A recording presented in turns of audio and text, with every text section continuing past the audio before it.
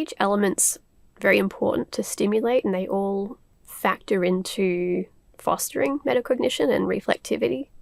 Some that are very primary is always wondering about what the patient agenda is, but there's no one specific element that needs to be upheld as the highest.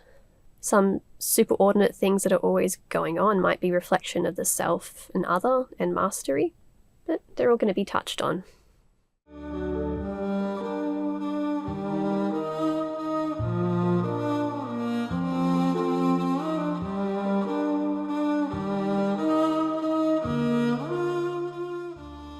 So what Merit is asking you to do is when you think with your person, whether you're terminating or you're wondering, why do you keep not coming?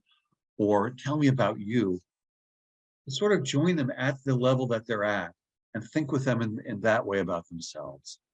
So the person who's at S4 and the most they can do is know their feelings, to think with them about the different feelings they have. For someone who's at S3 and can't know feelings, but at least they can have a memory, you have a wish, a desire to think about that with them. You're having a thought, you're having a memory, you had an idea, you had a reaction. And then so on and so forth as you get higher and higher. And you can see if you contrast this with some of the standard CBT, CBT is going to want people to begin at S5 where they can see their mind is changing and doubt their thoughts. And from our perspective, some people aren't able to do that. And you could teach them to perhaps respond positively on a questionnaire that they should doubt their thoughts. But if they're not able to do S4, it becomes an exercise in intellectualization. So I think two things are possible or true.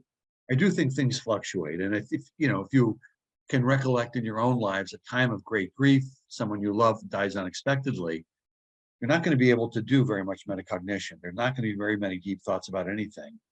You mostly know that you don't feel anything or you're confused. So I think during times of distress, certainly metacognition falls away for all of us. But I also think that people can masquerade as being able to do more than they really can.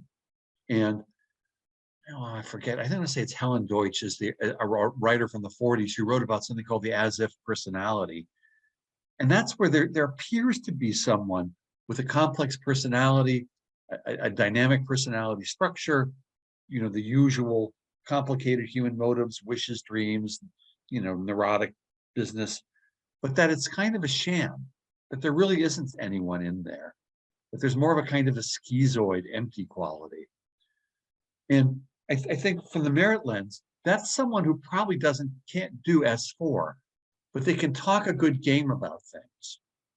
They can say, yeah, I guess that was illogical, or yes, these are the events that happened. But there is no deeply rooted sense of the different emotions that they feel. And they've learned the language, they've learned how to say those words. But there really is not an achievement of S4. And so all these things happen, which appear quite complicated and complex, but really are masquerading.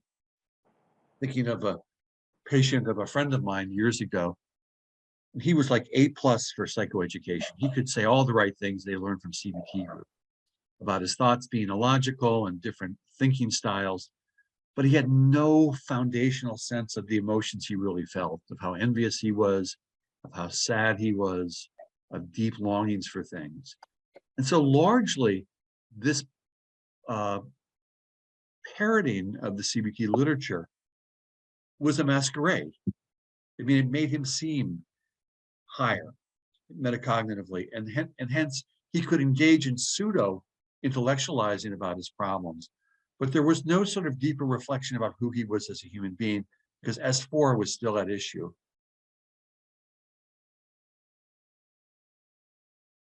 And in some of the cognitive therapies at my hospital, people use a feeling wheel, and they say to the patient, what do you feel? And they're like, I'm not sure. And then there's a wheel of like 90 different emotions, and it looks like a menu for a restaurant that has more dishes than it should possibly have. And I feel like that can sometimes miss how difficult it is to really know what you feel and to really put a name to it. And I'm going to guess that, Courtney's guy is going to really erupt, and it's going to be very difficult to recognize whatever it is that he really goes on in him as he responds.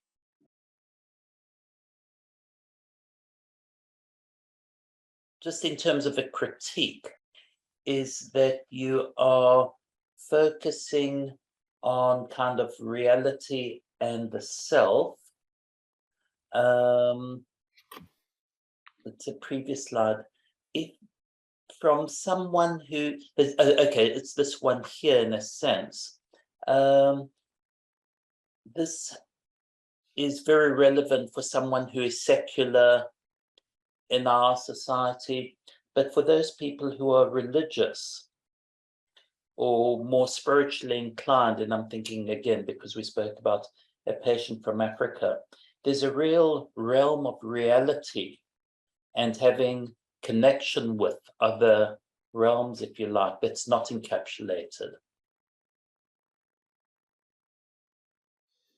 And I'm not suggesting it should be encapsulated by the way. All I'm suggesting is that this does reflect a particular epoch, if you like. But I wonder if that spirituality would figure into S7.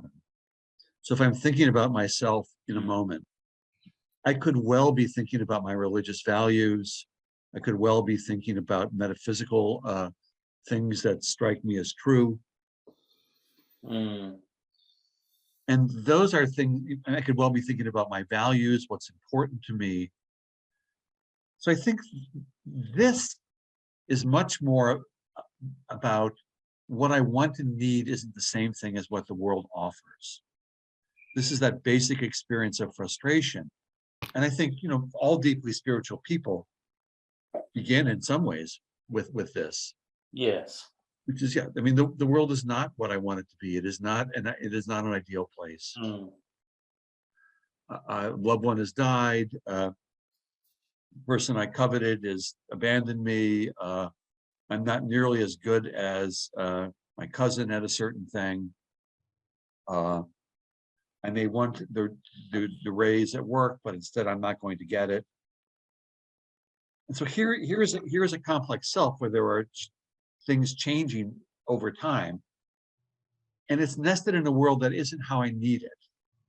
And then, at least theoretically, that then is the basis for being able to think about a particular narrative episode where there are real things happening around me. But you could imagine someone could describe a narrative episode, but if they don't have some sense of what reality is and how it's at odds with what they want and need, that this is so impoverished as to be meaningless. So, I mean, because at some point for Courtney's patient, there would come a conversation if he were to persist, not just about his own changing mind and wishes and wants and what the rules are for behavior, but what's possible in the world and what he wishes and wants that isn't going to come true for him.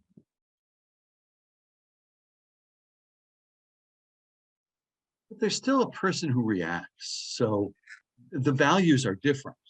It's what I need is not nearly as important as what my community needs. But I still have reactions to what the community needs. I still have perceptions of what the community needs, and I still have to have an evolving feel for what's going on. Whether it's evolving because my group is migrating, or there's a threat from another group, or I've gotten sick.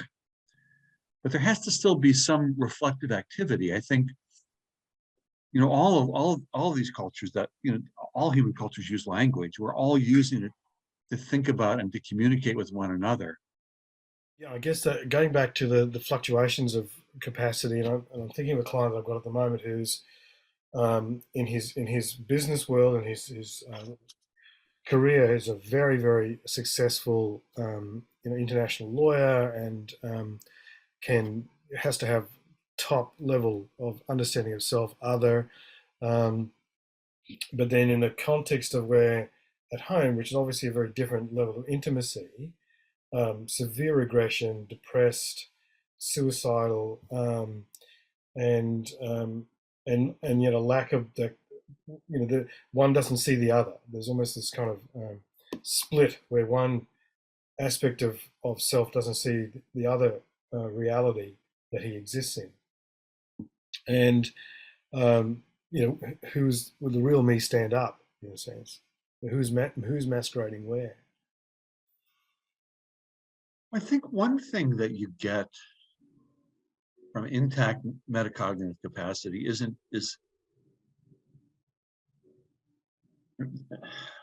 some sort of cohesiveness that doesn't resolve to one thing. So I'm not one thing any more than your guy is one thing, but there's some sort of sense of cohesiveness. And it seems like partly what you're talking about is that cohesiveness breaks down when he's in different environments and is reacting to different environments. I wonder if that captures one thing that's unique about mastery is that it doesn't, one thing that's unique about merit is it doesn't stop with self-reflection, but it sees these three interacting forces: the awareness of self, the awareness of other, and one's actions in the world, one's reactions to the world, or mastery, as at play as well. And I think, we often conflate the ability to self-reflect with mastery. And the person who is knowledgeable about themselves, we think is wise and therefore comes up with wise decisions. But yet we encounter these people who can be quite reflective, but yet when they face difficulties, go to pieces.